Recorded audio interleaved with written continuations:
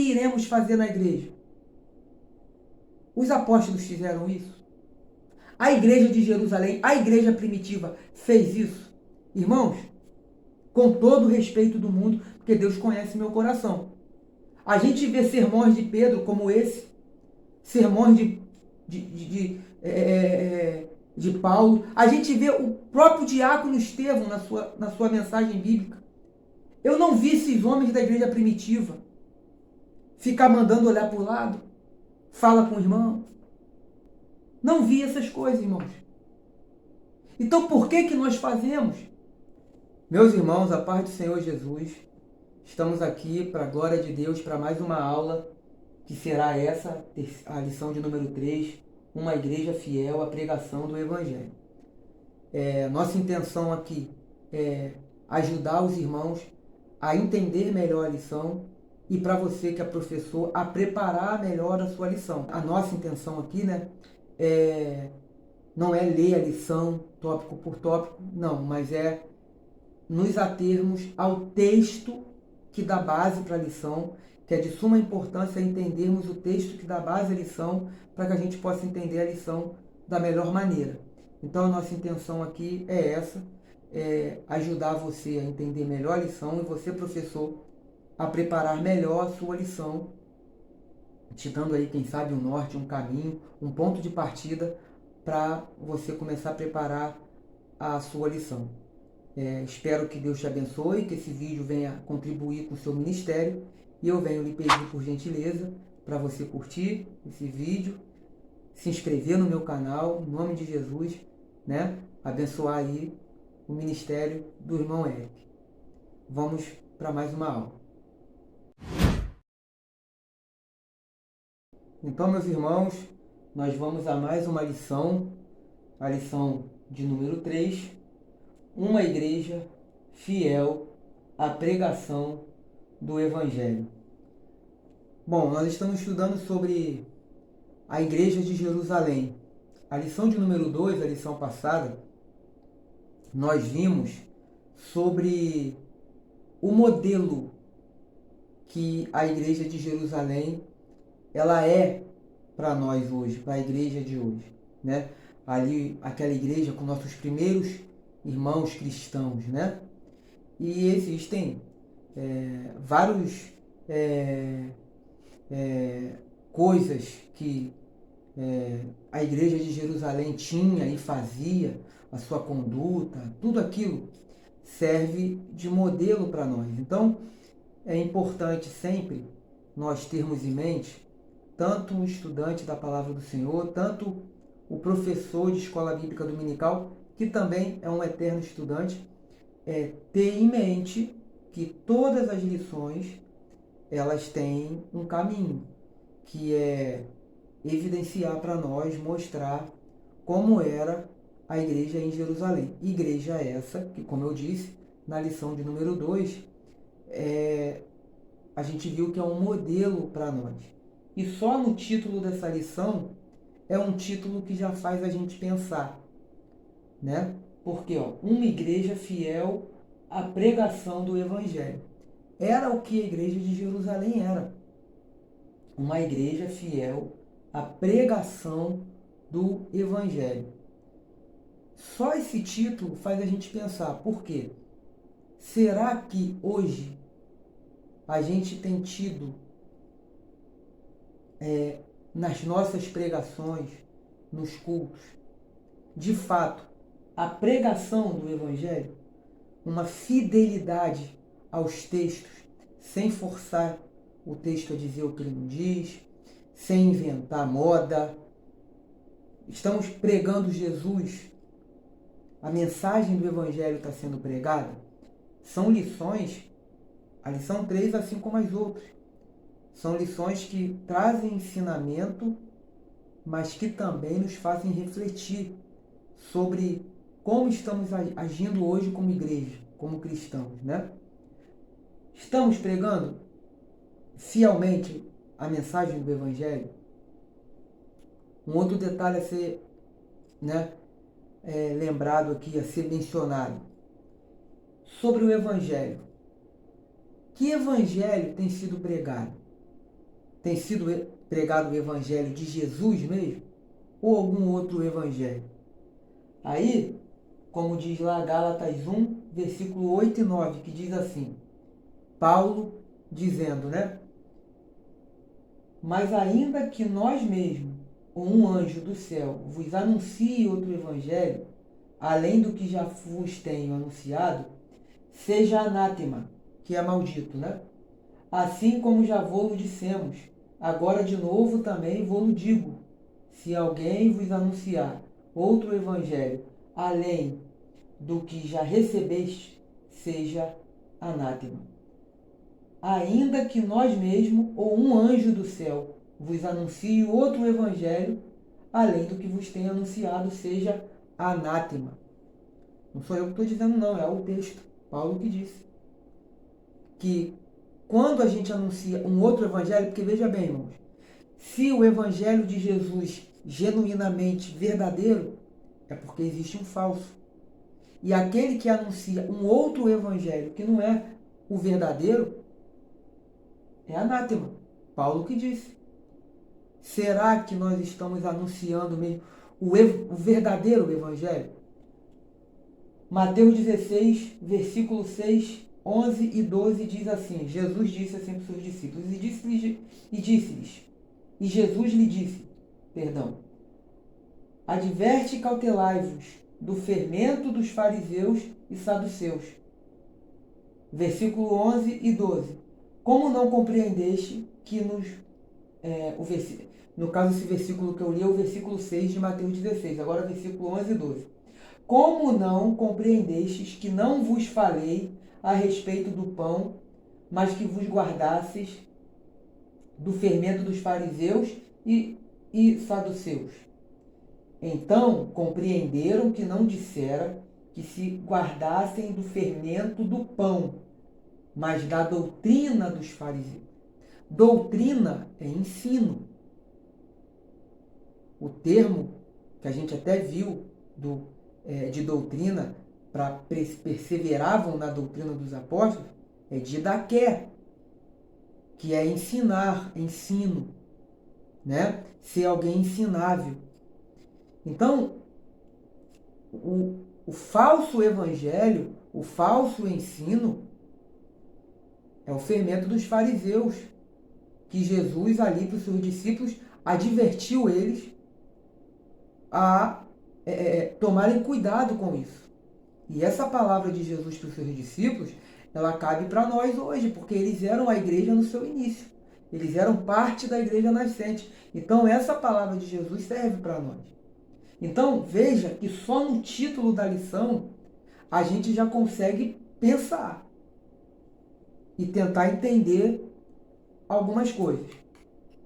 O texto áureo dessa lição está em Atos 13, 3, versículo 2, que diz: E quando Pedro viu isto, disse ao povo: Varões israelitas, por que vos maravilhais disto? Ou por que olhais tanto para nós, como se por nossa própria virtude ou santidade fizéssemos andar este homem? A verdade prática, a verdadeira pregação bíblica consiste em dar testemunho de Cristo no poder do Espírito. Então, continuando aqui, passei demais, deixa eu voltar. Nós vamos analisar o contexto dessa leitura bíblica que nós iremos fazer agora, que é um outro ponto importante antes de entrarmos no contexto. Toda lição, ela é extraída de um texto bíblico. Não é o texto bíblico que dá base, não é a lição, que dá base para o texto bíblico, mas é o texto bíblico que dá base para a lição. Então, para nós compreendermos bem as lições, sobretudo quem é professor, é importante entender o texto a qual deu base para a lição e o seu contexto. Quando nós entendemos sobre o texto e o seu contexto, 90% do entendimento da lição a gente já vai ter ali. Não tem como mesmo porque são lições expositivas.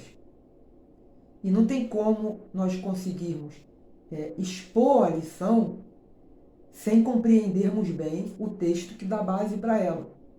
Então, nós vamos ler aqui juntos o texto bíblico em classe, que dá base para essa lição, e vamos entender o contexto que ele está inserido. Então, vamos ao texto bíblico em classe, que está registrado no livro de Atos, capítulo 3, do versículo 11 ao 19, que diz assim: E apegando-se ele a Pedro e João, todo o povo correu atônito para junto deles no alpendre chamado de Salomão. E quando Pedro viu isto, disse ao povo: Varões israelitas, por que vos maravilhais disto? Ou por que olhais tanto para nós, como se por nossa própria virtude ou santidade fizéssemos andar este homem?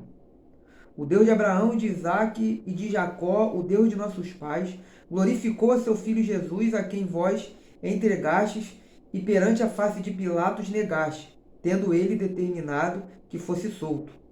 Mas vós negastes o santo e o justo e pedistes que vos desse um homem homicida. E mataste o príncipe da vida, a qual Deus ressuscitou dos mortos, do que nós somos testemunhas.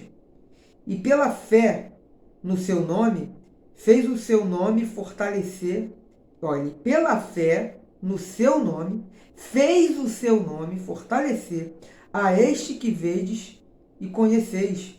E a fé que é por ele deu a este, na presença de todos vós, esta perfeita saúde. E agora, irmãos, eu sei que o fizeste por ignorância, como também os vossos príncipes. Mas Deus assim cumpriu o que já dantes pela boca de todos os seus profetas havia anunciado, que o Cristo havia de padecer. Arrependei-vos, pois, e convertei-vos, para que sejam apagados os vossos pecados e venham assim os tempos do refrigério pela presença do Senhor. Esse texto aqui, ele está narrando o segundo sermão de Pedro.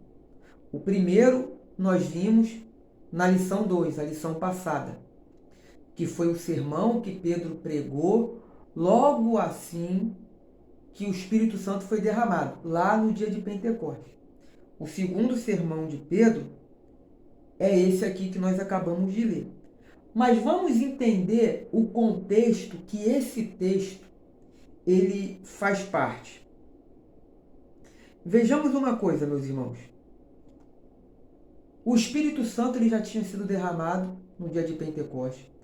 Pedro prega, quase 3.000 almas aproximadamente se converte ao Senhor, são batizadas, eles recebem o Espírito Santo. E essa igreja agora ela está apta a crescer, é uma igreja cheia do Espírito Santo, não só lhe dando poder, mas morando, habitando dentro de cada um dos crentes. Cheio do Espírito Santo, assim como Jesus em seu ministério terreno sempre foi cheio do Espírito Santo, essa igreja, ela está apta não só ao crescimento e a aguentar sofrimento, mas através de Cristo, ou melhor, pelo poder do Espírito enviado por Jesus, essa igreja agora tem a condição de operar milagres. Melhor dizendo, Jesus, através da sua igreja, que agora está cheia do Espírito Santo, realizar prodígios e maravilhas. Essa pregação de Pedro, que nós acabamos de ler na leitura bíblica em classe, ela é antecedida, antes dela, vem a cura do coxo lá na Porta Formosa. Se nós voltarmos um pouco atrás, eu estou aqui com a Bíblia na mão, no capítulo 3, a partir do versículo 1. Pedro e João diz assim: Pedro e João subiam ao templo à hora da oração a nona, que é 3 horas da tarde. E era trazido um varão que desde o ventre de sua mãe era coxo, o qual todos os dias punham à porta do templo chamada Formosa, para pedir esmola aos que entravam. Então veja bem, esse homem provavelmente ele pedia esmola porque ele não tinha condição de andar e trabalhar. Creio eu, aqui é uma conjectura, o texto não diz, eu não estou afirmando, é apenas um pensamento meu, que muito provavelmente esses que levavam ele lá para pedir esmola eram amigos mais íntimos ou até mesmo parente dele. E ele nasceu com esse problema, por alguma enfermidade, uma má formação, não sabemos. Não foi um acidente, uma situação que aconteceu em algum momento da vida dele. E esse homem já tinha aproximadamente 40 anos ou mais, porque aqui em Atos 4, versículo 22, se não me falha a memória, pois tinha mais de 40 anos o homem em quem se operava aquele milagre de saúde. Ou seja, Atos 4, 22 está se referindo a esse homem, é o coxo, que agora não era mais coxo, né? Pois tinha mais de 40 anos. Então ele nasceu com esse problema. Então o tempo de idade de vida que ele tem é o tempo que ele tem esse problema. Ou seja, mais de 40 anos. À luz de Atos 4, versículo 22, a gente vê isso. E aí o texto continua. E ele vendo a Pedro e a João, que iam entrando no templo, pediu que lhe desse uma esmola. Acredito eu que ele se posicionava na Porta Formosa, que leva esse nome de Formosa, porque era a principal porta e a principal porta onde todo mundo entrava e a mais bonita. Ela era uma porta bela, também conhecida como Porta de Nicanor, porque foi doada por um judeu alexandrino que doou essa porta e o nome dele era Nicanor. E essa porta também era chamada Porta Coríntia, porque ela era toda de bronze, bronze que veio de Corinto. Então, Formosa por isso. Ela era a principal de todas as portas que tinha no templo. Então, o fluxo de pessoas era muito maior ali. Então, geralmente, aqueles que são pedintes, né, eles conhecem os pontos aonde tem mais pessoa, mais fluxo, para que eles possam impedir. E ele se posicionava ali. E vendo Pedro e João, como está no versículo 3, que iam entrando no templo, pediu que lhe desse uma esmola. E Pedro com João, fitando os olhos nele, disse: olhai para nós. E olhou para eles, esperando receber alguma coisa. E disse-lhe Pedro: não tenho prata nem ouro, mas o que tenho, isso te dou. Em nome de Jesus Cristo de Nazaré, o Nazareno, levanta-te e anda. E tomando-o pela mão direita, o levantou, e logo os seus pés e tornozelo se firmaram. E saltando ele, pôs-se em pé, e andou e entrou com eles no templo, andando e saltando e louvando a Deus. Olha o versículo 9. E todo o povo o viu andar e louvar a Deus. E conheciam-no, pois era ele o que se assentava a pedir esmola à porta formosa do templo. E ficaram cheios de pasmos e assombro pelo que lhes acontecera. A palavra assombro aqui no grego é êxtase.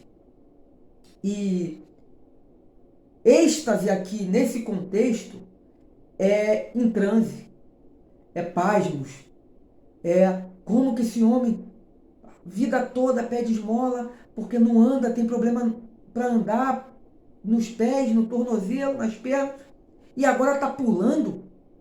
Ele não só anda, mas ele pula. Ficaram perturbados com aquilo. Isso é o versículo 10. Então, logo depois que eles ficaram atônitos, ficaram pasmados, em êxtase, com aquele milagre, o versículo e entrou com Pedro e João, que é muito comum, né? Quando Deus usa uma pessoa para trazer milagre para alguém, esse alguém ficar apegado a essa pessoa que Deus usou, né? E ele mostrou aqui, está apegado a Pedro e João, porque, ó, e apegando-se ele a Pedro e João, todo o povo correu atônito para junto deles no alpendre, chamado de Salomão. Ou seja, correram para perto deles para ver, porque viram que o milagre veio deles. Então o povo veio aqui na curiosidade. Como é que aconteceu isso? Saber quem eles eram? No versículo 12, Pedro começa o seu discurso. E quando Pedro viu isso, disse ao povo: varões israelitas, por que vos maravilhais disto? Disto o quê? Do milagre na vida daquele coxo, que agora está andando?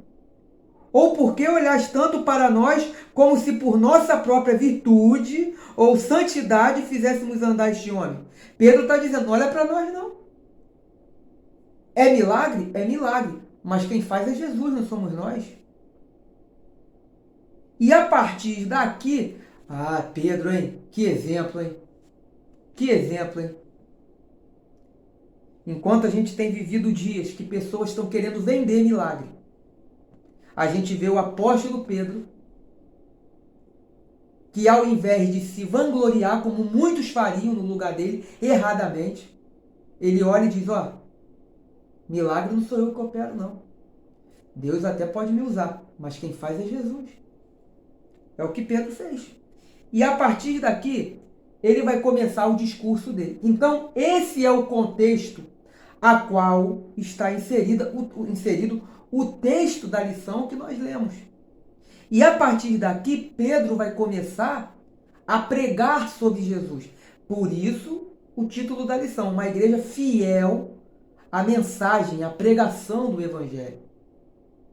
Porque Pedro aqui não se vangloriou do milagre para se autopromover ou autopromover a igreja, ou para focar só no milagre, não. Mas Pedro usou o milagre para focar naquele que faz o milagre, que é Jesus. Então, continuando aqui, pontos importantes a serem abordados na lição, nesse texto, né, para a gente poder ter um entendimento da lição e nos auxiliar no preparo da lição e no entendimento da lição. O milagre possibilitou a mensagem do Evangelho. Olha o versículo 1, 7, do 1 ao 7, 11 e 12. Atos 3, do versículo 1 ao 7.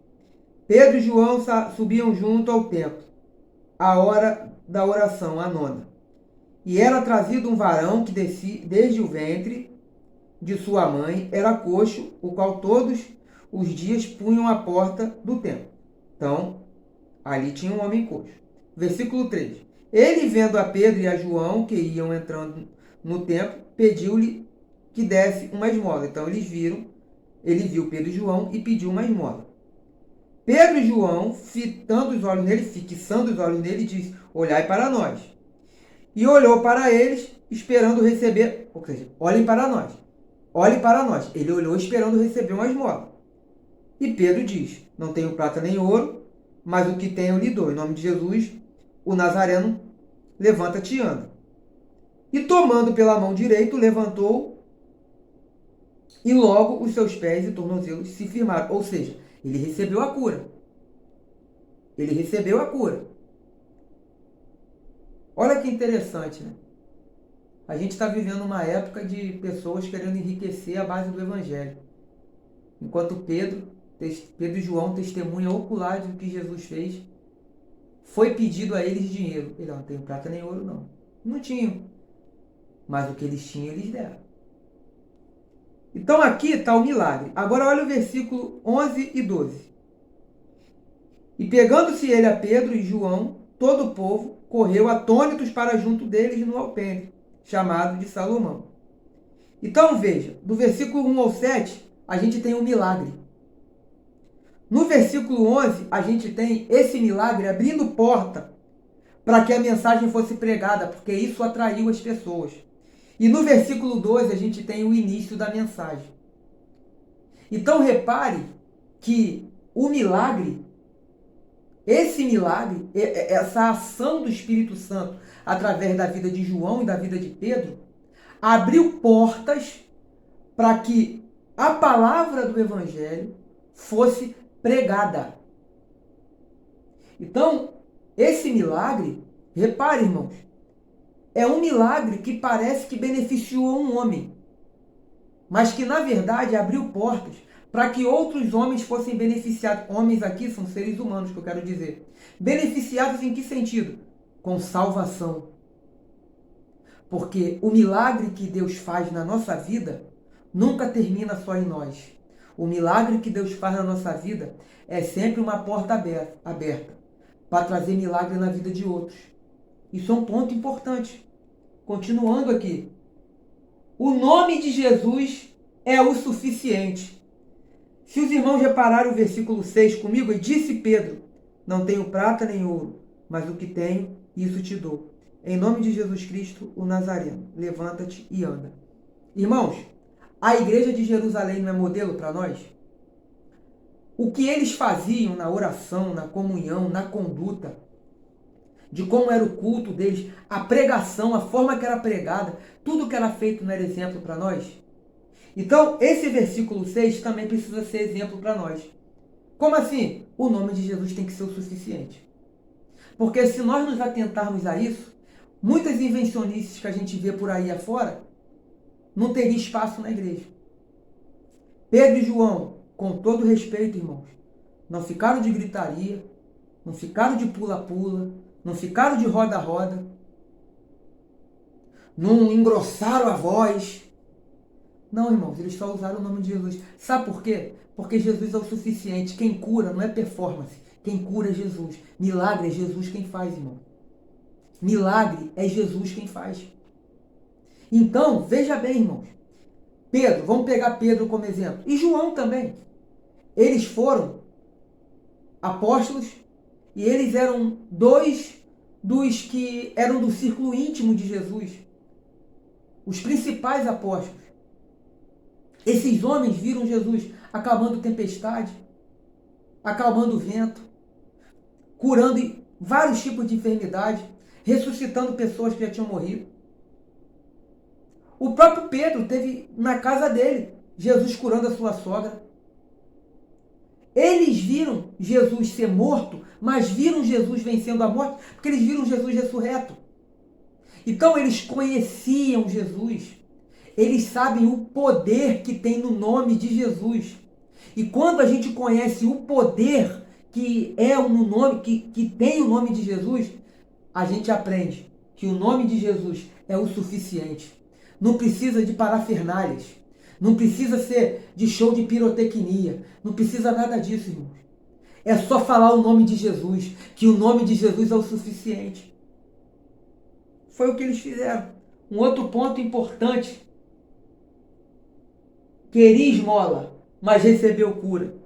Olha só, versículo 2, 3 e 6. Versículo 2. E era trazido um varão que desde o ventre de sua mãe era coxo, o qual todos os dias punham à porta do templo, chamada Formosa, para pedir esmola aos que entravam. Ou seja, ele estava ali para pedir esmola. Provavelmente, por conta do seu problema de saúde, ele não tinha como trabalhar. Se tornou um mendigo por isso. Ele, vendo a Pedro e a João, que iam entrando no templo, pediu que lhe desse uma esmola. Então, o que ele pediu? Qual foi o pedido dele? O pedido que ele faz para tantos outros. Uma esmola, dinheiro. E Pedro, com João, fitando os olhos nele, olhando, disse, olhe para nós. Olha agora o versículo 6. E disse-lhe Pedro, não tenho prata nem ouro, mas o que tenho, isto te dou. Em nome de Jesus Cristo, o Nazareno, levanta-te e anda. Irmãos, esse homem queria esmola. Mas sabe o que ele recebeu? Uma cura. Você sabe aonde está a diferença da esmola para a cura? Porque a esmola não muda o patamar de ninguém. A esmola é um paliativo, aonde você vai resolver um problema ali naquela hora, mas amanhã você vai precisar pedir de novo, porque ela muda, te ajuda em um momento. Só que, como igreja, o que nós temos a oferecer para as pessoas não é um prazer de momento, não é um alívio de momento, mas como cristãos, como igreja que somos, o que nós temos a oferecer é um benefício que é eterno. É bem verdade que nem sempre Deus vai querer curar. Ele é soberano e cura quando quer. Mas o nosso papel é ter fé. E quando nós olhamos para esse texto com um olhar espiritual, a paralisia que esse homem tinha pode ser comparado ao que o pecado faz na vida do homem. O pecado, ele paralisa um homem. Já repararam que todos os milagres de Jesus que ele realizou aponta para o que ele veio fazer na nossa alma? Jesus curou cego, o pecado ele cega. Jesus curou lepra. Lepra na Bíblia aponta para pecado. Jesus curou. Jesus curou paralítico, como aquele que foi descido pelo telhado. Curou esse coxo. O que o pecado faz na vida de um homem? Ele paralisa e ele causa a morte. Então, o que nós como igreja oferecemos não é dinheiro, igual tem gente que oferece. Vem para Jesus que você não vai ter problema financeiro. Vem para Jesus que você vai enriquecer. Não, irmão. Nós não somos propagadores de mentira. Igreja não é banco. Nós somos propagadores de verdade. E a verdade é essa, ó, a palavra. A mensagem da igreja é uma mensagem de cura. É uma mensagem de salvação. E essa cura e essa salvação só Jesus pode dar. Só Jesus pode dar. Ele queria uma esmola, mas o que ele ganhou foi a cura. Com a cura, agora ele não precisa pedir esmola, porque agora ele tem saúde para andar com as próprias pernas e trabalhar e viver dignamente. O Evangelho nos torna digno diante de Deus. Quando nós abraçamos o Evangelho, recebemos Jesus em nossa vida e nos tornamos justos diante de Deus pelos méritos de Jesus na cruz, a gente agora somos aptos a ficarmos de pé e caminharmos. Continuando aqui, um outro ponto importante.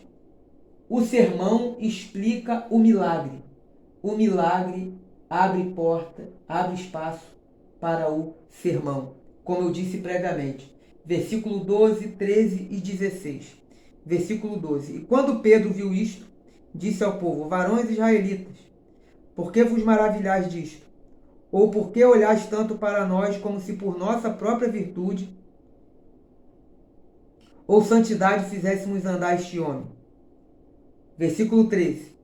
O Deus de Abraão, de Isaque e de Jacó, o Deus de nossos pais, glorificou a seu Filho Jesus, a quem vós entregastes e perante a face de Pilato negastes, tendo ele determinado que fosse solto. Olha o versículo 16. E pela fé no seu nome, fez o seu nome fortalecer a este que vedes e conheceis.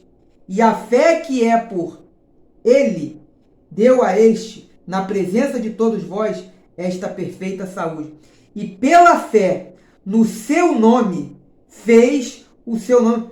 Lembra que eles falaram, em nome de Jesus, levanta e anda? Pela fé no nome de Jesus, esse homem foi curado. Então repare que o sermão explica como que foi o milagre. Como que foi? Através do nome de Jesus. E o milagre abre espaço para quê? Para que o sermão venha a ser pregado. Pedro e João não disse, a gente faz milagre mesmo. A gente é bom. Vem aqui para a nossa igreja, porque aqui tem milagre toda hora. Não. Eles aproveitaram a oportunidade para pregar, para falar sobre aquele que opera o milagre. É um ponto importante que a gente precisa observar nessa lição. O conteúdo do sermão de Pedro a torna uma pregação modelo. Na outra aula passada, eu falei sobre isso. Sobre o conteúdo da pregação de Pedro, que é um modelo. E nós vamos ver esse conteúdo, esses elementos que Pedro se utiliza na sua pregação. Nesse segundo sermão, a gente vai ver ele usar de novo. E esse tem que ser o modelo. Esses são os itens que precisam ser falados e abordados numa pregação genuinamente cristocêntrica. Nosso papel enquanto igreja é falar de Jesus e da sua salvação. Então, olha o conteúdo da mensagem de Pedro nesse segundo sermão aqui. A morte de Jesus. Olha o versículo 13. O Deus de Abraão e de Isaque e de Jacó, o Deus de nossos pais, glorificou o seu Filho Jesus, a quem vós entregastes e perante a face de Pilatos negastes, tendo ele determinado que fosse solto. O Deus de Abraão, de Isaque e de Jacó, o Deus de nossos pais, glorificou o seu Filho Jesus, a quem vós entregastes e perante a face de Pilatos negastes. Na mensagem de Pedro tem a morte, o sacrifício de Jesus. Olha um outro ponto que tem na mensagem de Pedro, a ressurreição de Jesus. Tem a morte, mas tem ressurreição também. Olha o versículo 15. E mataste o príncipe da vida, a qual Deus ressuscitou dos mortos, do que nós somos testemunhas. Olha que contraste esse versículo. Mataste o príncipe da vida, ao qual Deus ressuscitou dos mortos, do que nós somos testemunhas. Tinha a ressurreição de Jesus na pregação de Pedro, irmãos. Tinha. Jesus quem opera milagre. Olha o versículo 16. E pela fé no seu nome, fez o seu nome fortalecer a este que vedes e conheceis. E a fé que é por ele, e a fé que é por ele, deu a este, na presença de todos vós, esta perfeita saúde. Ou seja, a igreja não vende milagre. Não existe milagreiro na igreja. Pedro e João não pegaram a glória para eles. Era um grande exemplo que a igreja de Jerusalém nos dá. Não queria a glória para nós. Mas a glória é dada a quem tem que ser dada, a Jesus. Milagre, quem opera é ele. Arrependimento e segunda vinda. Olha isso que tem na mensagem de Pedro. Olha o versículo 19. 19, mas eu vou ler o 20 também. Arrependei-vos, pois, e convertei-vos, para que sejam apagados os vossos pecados, e venham assim os tempos do refrigério pela presença do Senhor. Esse tempo de refrigério, irmãos, está apontando para o futuro.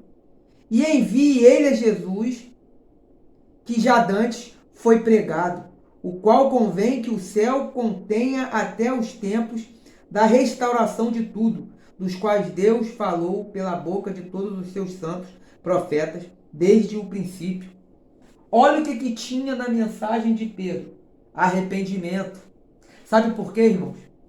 Existia uma dívida impagável nossa perante Deus, que nos impedia de chegar diante de Deus. Isso aqui é a doutrina da justificação. Para entrar no céu, você tem que ser perfeito. Aí você pergunta, irmão Eric, mas ninguém é perfeito, então ninguém vai ser salvo. Mas aí é que está. Jesus, ele toma o lugar da cruz que seria nosso. Sacrifício vicário. Vicário significa substitutivo. Ele nos substituiu naquela cruz. Todo o erro, todo o pecado, toda a dívida nossa, ele pagou. E agora, por conta do sacrifício dele, dos méritos dele, eu me tornei justo diante de Deus. E aí eu posso dizer o que Paulo falou, que nenhuma condenação há para aqueles que estão em Cristo Jesus. Eu não sou perfeito, mas quando eu estou naquele que é perfeito, eu me torno justo diante de Deus, porque ele me justificou. E uma vez justificado, eu estou aceitável a Deus de novo. Eu estou aceitável a Deus de novo. Mas para que essa justificação me englobe, eu preciso me render a Cristo. Porque só é justificado aquele que está em Cristo. E para estar em Cristo e para ser justificado, precisa de arrependimento. Tem muita gente que está pregando outro evangelho aí, que não precisa de arrependimento, tem até um movimento querendo atualizar a Bíblia aí. Não, irmão. É se arrepender do pecado e deixar o pecado. E sobre a segunda vinda, que é uma coisa que precisa voltar a ser falada nos púlpitos de nossa igreja com mais frequência. Arrebatamento da igreja, a segunda vinda de Cristo para buscar a sua igreja. Continuando aqui, divisão do sermão de Pedro. Parte 1, ele toca na ferida. Olha o versículo 13 ao 15. O Deus de Abraão, de Isaque e de Jacó, o Deus de nossos pais, glorificou a seu Filho Jesus, a quem vós entregastes, e perante a face de Pilatos negaste, tendo ele determinado que fosse solto. Olha o que Pedro está falando para eles. Olha o versículo 14.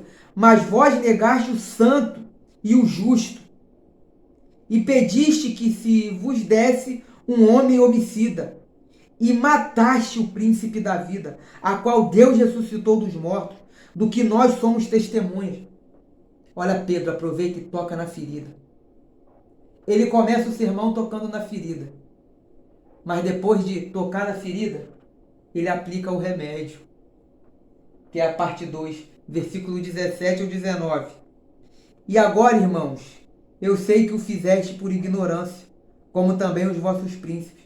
Mas Deus assim cumpriu o que já dantes pela boca de todos os seus profetas havia anunciado, que o Cristo havia de padecer. Arrependei-vos, pois, e convertei-vos, para que sejam apagados os vossos pecados, e venham assim os tempos de refrigério pela presença do Senhor. Ele toca na ferida. É uma verdade. Mas depois de tocar na ferida, ele apresenta o remédio. O remédio, irmãos, tem nome. Jesus de Nazaré. Continuando aqui. Uma igreja que prega a palavra, que era o que a igreja de Jerusalém fazia. Pedro não se aproveitou para se autopromover, mas reconheceu que os seus méritos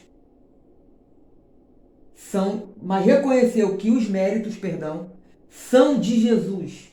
Ele pregou a palavra, pois elas revelam Jesus. O interessante é que quando nós estudamos teontologia, a gente consegue ver que a Bíblia ela não se preocupa em provar que Deus existe. Porque a existência de Deus ele é um fato. Deus existe e acabou. E a Bíblia ela nos incentiva a exercitar a nossa fé. Ou você crê, ou você não crê. Mas embora a Bíblia não se preocupe em provar a existência de Deus, embora a gente veja manifestações de Deus, ela revela quem Deus é. Jesus é Deus, irmãos. Jesus revelou o Pai. Jesus revelou o céu para nós. Então, a Bíblia revela isso para nós. Então, embora a Bíblia não se preocupa com querer provar a existência de Deus, ela revela quem Deus é, através do seu Filho. Então, uma mensagem bíblica, cristocêntrica, ela é necessária, ela é principal, ela é a que não pode se apartar dos púlpitos de nossa igreja. Uma mensagem bíblica, cristocêntrica. Essa lição, ela traz para nós uma reflexão sobre o que tem sido pregado hoje em dia. São pontos que precisamos observar. São lições que precisamos tirar dessa lição. Aí aqui eu queria ler para os irmãos, para finalizar, uma parte aqui da lição. A igreja, que é o primeiro tópico, né? A igreja que prega as Escrituras. Aí o subtópico 2. As Escrituras testemunham de Jesus. O autor da lição diz assim: as Escrituras apontam para Cristo. Jesus disse que as Escrituras davam testemunho dele, como está lá em João 5, 39. Ou seja, irmãos, nós não podemos nos apartar da mensagem do Evangelho. E não existe Evangelho sem Jesus. Não existe Evangelho sem a morte de Jesus, sem a ressurreição de Jesus, sem arrependimento, sem salvação e sem cruz. E sem cruz. Os apóstolos são referência para nós. Por quê? Porque, vamos lá, o modelo é Jesus, a referência são os apóstolos. Referência. São pessoas que você tem como referência na sua vida em algumas áreas. Exemplo, quando Paulo diz, sede meus imitadores, assim como eu sou de Cristo. A perspectiva que eu tenho desse texto é o seguinte, Paulo imitava a Cristo. E quando ele diz, sede meus imitadores, é como se ele estivesse dizendo, vocês estão vendo como eu imito a Jesus? Então me imitem nisso, imita Jesus também. Mas veja que Paulo é a referência, mas o modelo é Jesus. O modelo é Jesus. Mas por que os apóstolos são referência? Porque tudo que eles passavam foi ensinamento de Jesus para eles. Então, seguir a doutrina dos apóstolos é seguir os ensinamentos de Jesus. Então, a pergunta que eu sempre deixo para a gente pensar, tudo que iremos fazer na igreja, os apóstolos fizeram isso? A igreja de Jerusalém, a igreja primitiva, fez isso? Irmãos, com todo o respeito do mundo, porque Deus conhece meu coração. A gente vê sermões de Pedro como esse, sermões de Paulo. A gente vê o próprio diácono Estevão na sua mensagem bíblica. Eu não vi esses homens da igreja primitiva ficar mandando olhar para o lado, fala com o irmão, abraça o irmão. Não vi essas coisas, irmãos. Então por que nós fazemos? Irmãos, não adianta ensinarmos a palavra de Deus, mas não ensinarmos a aplicação do ensinamento. Nós precisamos aprender, mas nós precisamos aplicar o que está sendo aprendido. Irmãos, eu não estou inventando. Nós viemos de uma lição passada, a igreja de Jerusalém, que é uma igreja, a lição diz, uma igreja modelo. Modelo para quem? Para nós. Os pregadores eram os apóstolos. Vejam, irmãos, se tem registro na Bíblia dos apóstolos fazendo esse tipo de coisa. A gente não vê, irmãos. Então não devemos fazer também. Assim como aqueles primeiros crentes em Jerusalém, nós precisamos também continuar perseverando, persistindo na doutrina dos apóstolos. Homens que foram levantados pelo próprio Cristo para lançarem as bases doutrinárias da igreja. O nosso papel é continuar edificando em cima dessas bases, passando essas bases, esse ensinamento. Então, continuando aqui, a nossa conclusão diz, a igreja deve pregar a genuína palavra de Deus. A mensagem da igreja precisa ser centrada na pessoa de Jesus Cristo, sua morte e ressurreição, salvação e arrebatamento. Podemos pregar sobre Paulo, sobre Pedro, sobre Abraão, sobre Moisés. A pessoa central da Bíblia é Cristo. A mensagem tem que passar por Jesus, pela cruz, pela obra redentora. Tem que passar por isso. Então, irmãos, eu espero ter conseguido contribuir e ajudar para que você venha entender melhor sobre o que a lição trata, sobre o que o texto base trata. Para você que é professor, espero ter conseguido contribuir e ter ajudado a preparar a sua aula, a te ajudar dando alguns caminhos, alguns pontos importantes, que a nosso foco aqui não é ler a lição, mas é apresentar uma exposição do texto, base, sobre o que ele fala, para que a gente venha entender a lição melhor e preparar da melhor maneira possível para nossos alunos. Que Deus abençoe a sua vida, em nome de Jesus. E mais uma vez eu lhe peço, se inscreva em nosso canal, abençoe o nosso ministério, que Deus te abençoe.